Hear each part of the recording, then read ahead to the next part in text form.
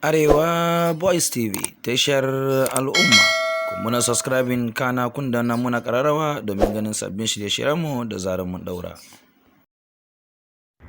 Ka fara yi wa yayanka wa'azi domin shine cikakken azzalumi. To fa, yanzu Naziru sarkin waka ya jawo an fara tona masa asiri da shi da yayansa Aminu Saira. Biyo bayan maganar da ya yi a kan Ladin Sima, wato tsohuwar da ta fito a BBC ta ce idan ta fim 2,000-3,000 ake bata, inda wato Ali Nuhu ya fito ya karyata maganar ya ce har shi ya bata 40,000. Haka zalika Falalu A Dorayi, inda Naziru sarkin waka ya yi bidiyo ya yi raddi mai zafi ga Ali Nuhu ga kuma wato shi Falalu A Dorayi, inda ya ce su ji tsoron Allah, wato yana nufin abin da suka faɗa ba daidai bane ba. A yanzu muna ɗauke da wato cikakken rahotannin yadda aka fara tona asirin Naziru sarkin waka da yayansa Aminu Saira wajen cin haƙƙin mutane. Inda Nuhu Abdullahi ya ce ya je ya fare wa yayansa wa'azi Aminu Saira domin shine cikakken azzalumi. Kaga kenan a nan za mu iya cewa cire Nuhu Abdullahi daga cikin shirin labari na abu ya fara fitowa fili, mai bi akwai alama na shi ma wani abun aka masa. Haka zalika Mustapha na Buriska shi ma ya fito ya yi zazzafan bidiyo inda za mu kama ku bidiyon shi ma ku ji abin da ya faɗa. Sannan kuma akwai Dr. Sambo mai kwamadin nan na garin Kaduna wanda ya fito ya nuna wani yaro ko mu ce wani wanda Naziru ya yi wa Naziru aiki, Naziru ya cinye masa kuɗinsa, amma ya fito yana sukar mutane, shi ma za mu kama ku gani. Sannan haka zalika za mu kama ku bidiyon Al'atog wato Madagwal, inda shi ma ya wani dogon bidiyo ya farfaɗi wasu maganganu. To fa, kaga magana tsohuwa ta tono allura da garma kenan. Masu saurare, kafin mu tsinduma cikin kama ku cikakken rahoton nan da Allah, idan wannan shine farkon zuwan ku wannan tasha tamu, ku dangwala mana alamar subscribing sannan ku danna kararrawa domin haka ne zai ringa ba ku damar samun labaranmu da bidiyoyinmu a koyaushe da zarar mu dora za mu sanar da ku. Ga cikakken rahoton. Masu saurare, kamar yadda muka gaya muku, Nuhu Abdullahi ya yi wasu zafafan kalamai inda ya tona asirin Naziru sarkin waka da kuma yayansa Aminu Saira. A yayin da wasu daga masana'antar Kannywood suka fito suka yi rubdugun raddi ga Naziru sarkin waka kan kalamai da ya yi na bayyana irin zalunci da ya ce ana yi a masana'antar Kannywood, biyo bayan hirar da tsohuwa Ladi Sima ta yi maganganu wanda ta nuna cewa wato ba a bata kudade, wato 2,000-3,000 ake bata, inda Ali Nuhu da wato Falalu A Dorayi suka fito suka yi magana cewa su kansu sun bata 40,000 a aiki. Ali Nuhu ya ce a fim din Alaka 40,000 ya bata. Haka zalika Falalu A Dorayi ya ce ya dauke ta a gidan Badamasi, shi ma 40,000 ya bata. Inda a yanzu bayan fitowar Nazirin da ya fito ya wani bidiyo ya yi caccaki su Ali Nuhu da Falalu A Dorayi, wato a yanzu haka shi ma Naziru sarkin wakan an fara tona masa asiri na laifukansa, wato da kuma yayansa Aminu Saira, wanda aka bayyana su wato su suka fi kowa cin wato haƙƙin mutane da ake zargi a masana'antar da shi. Tun kafin a je ko'ina, wannan jarumin barkwancin na garin Kaduna Dr. Sambo ya yi wani rubutu kan Naziru sarkin waka da yake bayyana cewa ya ci kuɗin wani yaro da ya yi masa aikin POP da fenti a gidansa, inda wato ya wallafa hoton yaron tare da Naziru sarkin waka, kana ya rubuta cewa kamar yadda kuke gani haka. Dr. Sambo ya ce, sarkin waka, na san ka san wannan bawan Allah, sannan kuma ka san akwai haƙƙinsa a wurinka. Wannan bawan Allah unguwarmu ɗaya da shi, sannan kuma saboda ya san ina mu'amala da 'yan Kannywood yasa ya kawo min ƙorafinka ka riƙe masa haƙƙinsa, sannan kuma ya sanar min da cewa zai yi magana a kafafen social media ko hakan zai sa ka bashi haƙƙinsa, amma ina abu ya ci tira, amma duk da hakan da ya faɗa min bai sa na bashi damar ci maka mutunci ba, saboda kare haƙƙin masana'antar Kannywood da kuma kiyaye mutuncinka. Kuma yanzu haka kafin na yi wannan postin ɗin sai da na ƙara masa tambaya ya sanar min da har yanzu baka bashi haƙƙinsa ba. Wannan bawan Allah aikin fenti ya yi maka na POP. Please dan Allah ka ba ma wannan bawan Allah haƙƙinsa. Sai na san cewa maganar da ka yi a postin ɗinka gaskiya ka faɗa ba ƙarya ba. To in dai har haka ne me zai sa ka danne laifinka ka faɗa wa wani? Sai nake ganin hakan kamar wato ka yi niyyar cin mutuncin wasu a cikin masana'antar ko dama kiris kake jira da su. Ina da hujjoji. Wannan shine abin da Dr. Samban ya rubuta. Shi kuma Nuhu Abdullahi shawara ya bawa Naziru sarkin waƙan kan ya je ya fara yi wa ɗan uwansa wa'azi tukunna, wato sai zo ya yi wa wasu wa'azi, wato inda ya ce jan hankalinsa wato kan rashin kyautawar yin wato jam'u ga masana'antar Kannywood duka akan wato abin da ya faɗa wato a bidiyon da ya saki. Inda Nuhu Abdullahi ya repostin ɗin nan kamar yadda kuke gani, ya ce da za mu fito mu yi bayani da mutuncinku ya zube.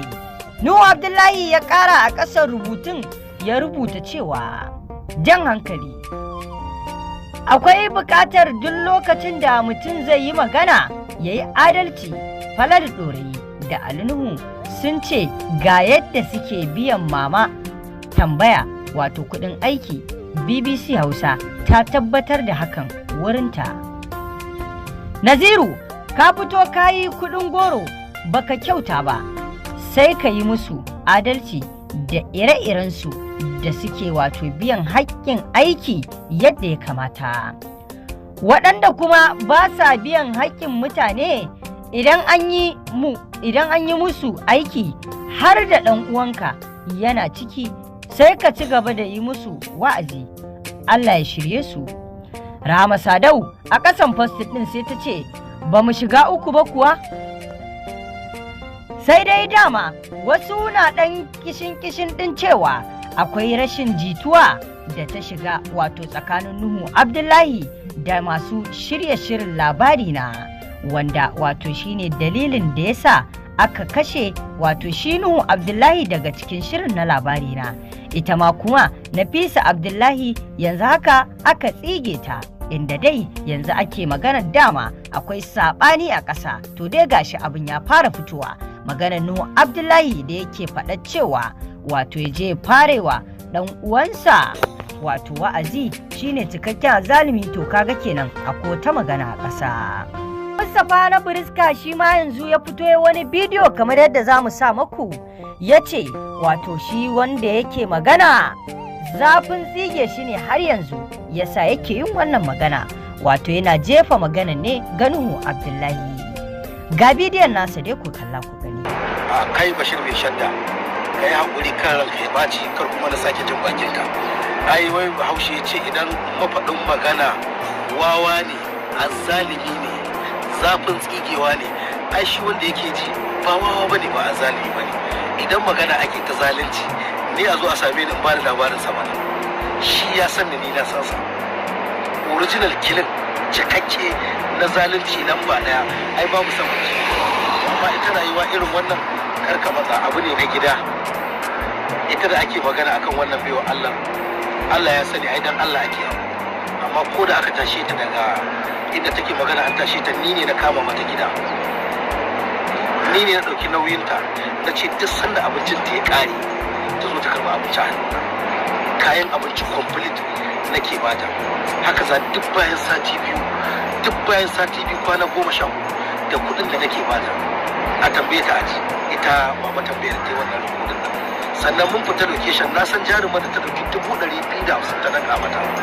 Irin wannan in ta zo adalcin zance sai ta faɗi ga alkhairan da kuma ake mata. Ko da misali kin ce ba a biyan ki ake, haka wannan zance yake. Amma kam Kannywood babu azzalimi sai dai abin da ba a rasa. babu azzalimi a cikin kani, babu mai son zuciya, sai dai abin da ba a rasa ba. Ai dan adam kare yake bai cika goma da Allah, kowa dan Allah dan annabi ya samu mutum sauran sanyi ya yi haƙuri. Mu yan kani babu da wata uwa, babu da uba sai kani. Dan Allah dan annabi kowa ya yi haƙuri akan abin da mama tambaye ta faɗa. Dan Allah ku ja bakin ku. Ai maimaita shi kanshi sabon ma sabo. Na gode. To kamar yadda kuka kalli bidiyon nan na Mustapha na Buriska, shi kuma jarumin nan na cikin shirin Izza So mamallakin Izza So wato Lawan Ahmad, shi ma ya yi wani rubutu a shafinsa na Instagram akan batun, inda yake cewa duk wanda zai taba mana sana'a sai mun taba shi, kowane ne Kannywood nan ne layinmu. Inda ya ƙara yin wani dogon rubutu a ƙasa, wato inda ya ƙara bayyana cewa Kannywood ta yi mana riga, ta yi mana wando, kuma kai ma ta yi maka komai, saboda ko waƙa kake yi sai ka raɓi Kannywood sannan za ka kai inda kake so. Saboda haka duk wanda ya ci mutuncin sana'armu sai inda ƙarfinmu ya ƙare. Abinda Lawan Ahmad ɗin kenan ya faɗa, wato jarumin nan na cikin shirin Izza So. To sai na ƙarshe kuma Al'atwag wanda aka fi sani da Madagwal, shi kuwa da ya fito sai ya goyi bayan Naziru sarkin waka akan abin da ke faruwa. Shi ma ga dai bidiyon nasu ku gani. Ina da ɗan takaitaccen bayani da zan yi. Ina so in ja hankalin mutane domin ku gane ita rayuwa fa da inda ka shiga mutuncinka shine ka riƙe gaskiya. Mutuncinka shine ka riƙe gaskiya, kuma kar ka zalunci na ƙasa da kai. So abubuwa da suke faruwa, maganar da Naziru sarkin waka ya fito ya yi magana ce ya faɗa ta gaskiya, amma saboda wasu ba sa son ka fito ka faɗi gaskiya, saboda mutuncin masana'antar su suna ganin ya fi mutuncin ɗan adam, kuma Allah ya ce ya karrama ɗan adam fiye da komai a duniya. Saboda haka ni ba na ganin ka ci zarafin wani ko kuma kai wannan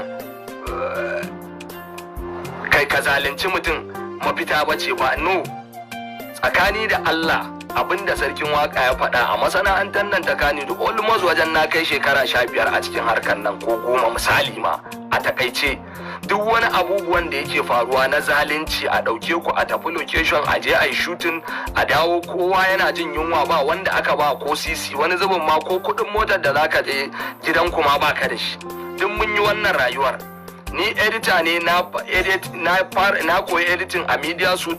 A nan yan fim da yawa wasu suka sanni, kuma a nan suke zuwa su kawo mana aiki. In ba zan manta ba, a cikin mutanen da Naziru sarkin waka yake magana a kai, ciki har da Ali Nuhu, in ba zan manta ba a shekarun baya da suka wuce, wajen shekara kusan 5 ko 6 ko 7 zan iya cewa da suka wuce, dan na dan manta shekarun. Akwai wani fim da ya taba kira na zo Kaduna na masa editing, wani namiji kanin ajali, wanda har da Fatila dan a ciki. Kusan sai da na shafe wajen sati guda a Kaduna ina editing na fim din. Na gama kuma muka zo Kano, na yi trailer, na yi editing, aka yi polishing film, na ba su kwafi ya fita kasuwa, amma fa ba a biya ni kuɗin aiki na ba. Ba a biya ni kuɗin aiki na ba. Haka na yi ta haƙuri da abin ya ci ni na rasa yadda zan yi. Na zo na samu Ali Nuhu a Ni'ima Hotel, ba zan manta ba, na ce masa abba hajji na fa na aiki da na yi ba a biya ni ba. Kuma a lokacin muna yin editing a office ɗin, mun ga kawo editing na film 1 and 2. Abinda ogan me yake karba, yana karban naira 100-120 har da trailer, amma aka bani hakina. Ne ta bibiya, na samu Ali a Ni'ima, muka yi magana, ya ce ba matsala zai yi magana da producer za a bani hakina. Muka zo da kyar muka zo har Kaduna. Wata ran ba zan manta ba, a NUT na je na samu Ali Nuhu, na ce masa hakina fa na biyo fa a bani, saboda na yi aikin nan na gama fim har ya fita kasuwa ba a bani hakkina ba. Saboda haka ina nema, ni ba zuwa nake bara wajen wani ya taimake ni ba, ni ba maula nake zuwa wajen ku ba. Aiki na maka ka sallame na aiki na, kuma kai ka kira ni wannan aikin. Ali Nuhu ya dauki da kyar dai, sai da muka kwana 1-2 sannan ya kira ni ya tura min 40,000, 40,000.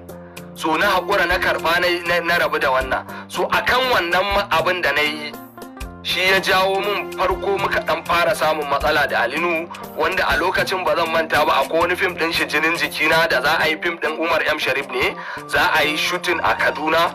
Umar M Sharif ya daga waya ya kira ni ya ce Ali za ka yi mana editing saboda mun ga ka iya kaza da sauransu. Na ce to ba damuwa, na gode. Muka yi magana da shi ya ce amma shi yana da karamin karfi da Allah zai bani duk part 1 zai ban 20,000. Fim din 1 to 4 ne zai ban 80,000. Na ce na ba matsala, zan yi a haka. So bayan kwana ɗaya biyu shi da kansa Alinu ya kira ni ya ce min wannan fim din fa ba za a yi da ni ba, saboda ya riga ya yi wa wani magana, kuma ni na san duk dan na yi magana wancan hakkin nawa ne a baya, shine ya ja min wannan problem din.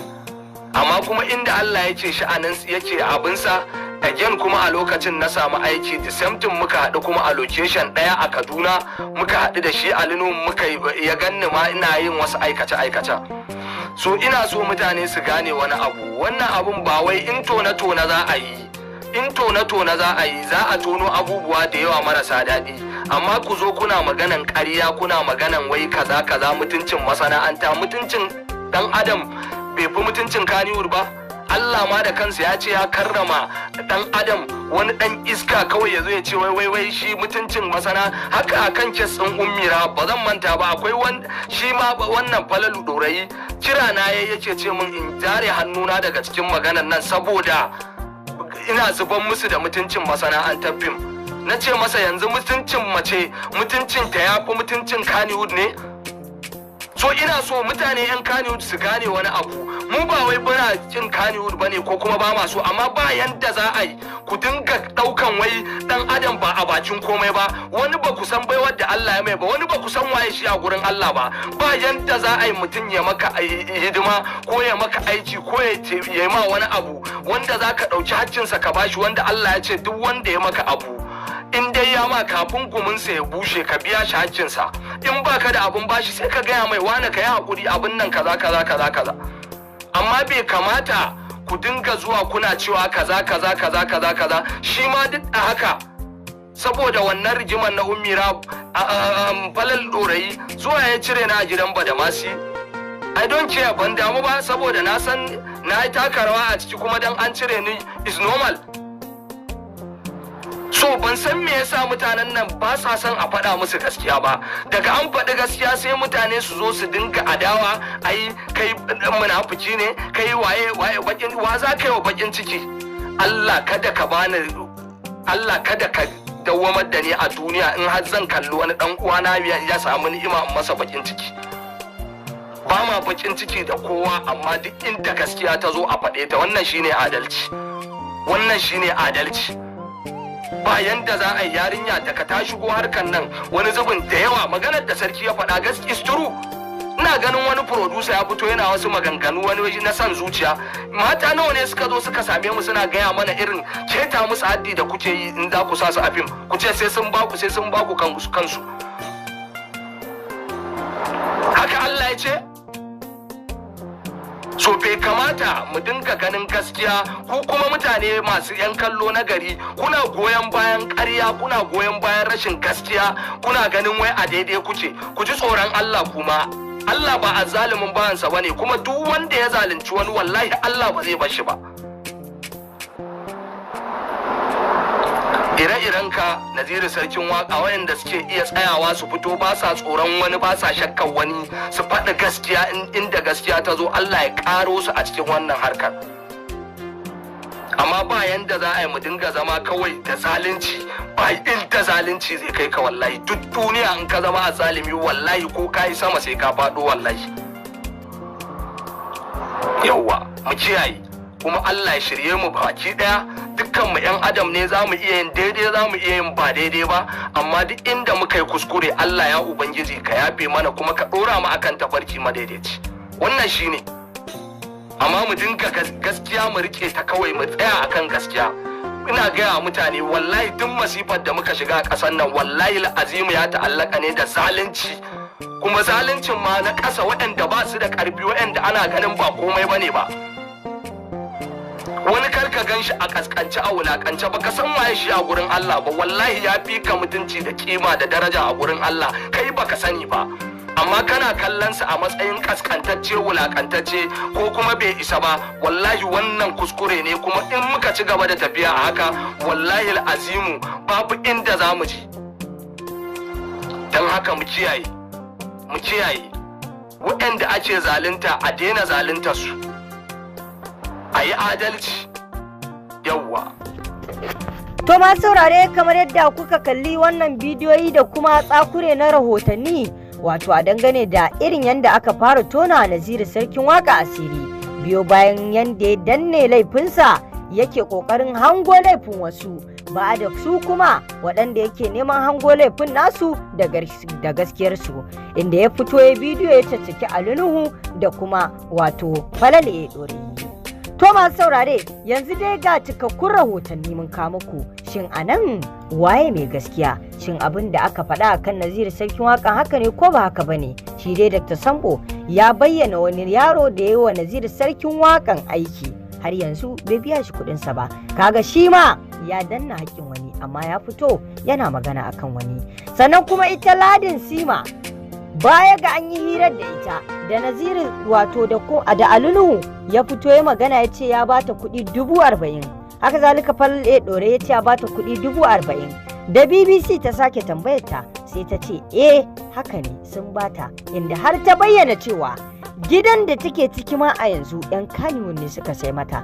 Da ba a san da haka ba, amma da ta nuna cewa kamar ma a yanzu ba gida a tattare da ita a inda take zaune haya take, amma Kannywood sun sai mata gida.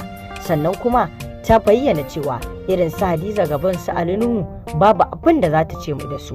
To masu sauraron mu dai wannan dai shine dai cikakken rahoton da muke dauke da shi, amma